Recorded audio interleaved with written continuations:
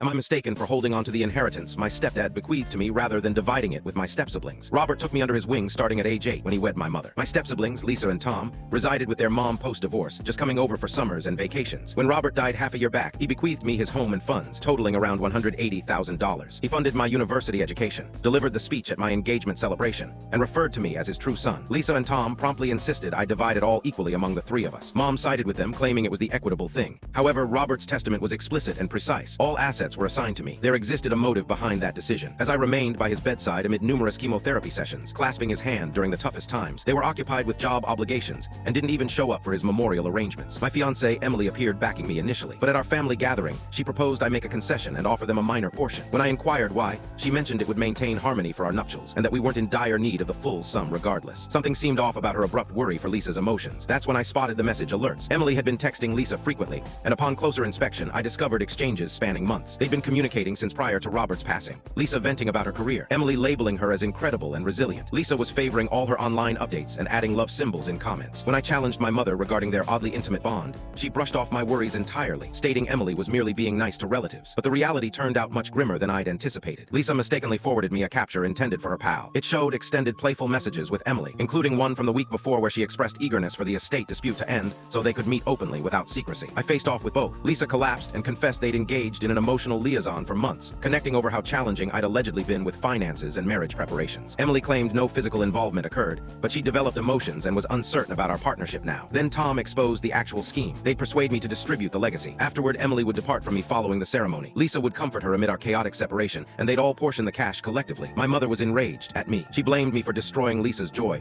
and pushing Emily aside due to my avarice. I ended up utterly isolated, save for Robert's sibling, who phoned to mention she'd long recognized his natural kids as opportunists. I halted the wedding right away. Emily relocated that very week, removing her belongings while I was at the office like a spineless person. Lisa and Tom warned of challenging the testament, but Robert's sibling linked me with his veteran attorney, who confirmed the paperwork was utterly solid. In under 2 weeks after our split, Emily and Lisa became a pair publicly, sharing duo images on digital platforms. My mother picked their camp, and we ceased communication altogether. It pained me to forfeit so much kin simultaneously, but Robert's sibling was correct. He granted me all because he understood who genuinely cared for him. I retained the residence and began anew. I allocated a segment of the legacy to create a grant in Robert's honor for kids from mixed households. When Lisa shared online labeling me spiteful and egocentric for refusing to divide, I just muted them entirely. Certain relatives contacted discreetly, noting they'd sensed something amiss about Emily and Lisa's rapid affinity. I'm recovering now, and thankful that Robert safeguarded me, even beyond the grave. He would have felt proud that I held firm against folks who viewed his affection as merely a financial gain. Occasionally, the kin that counts the most isn't the one you enter the world with.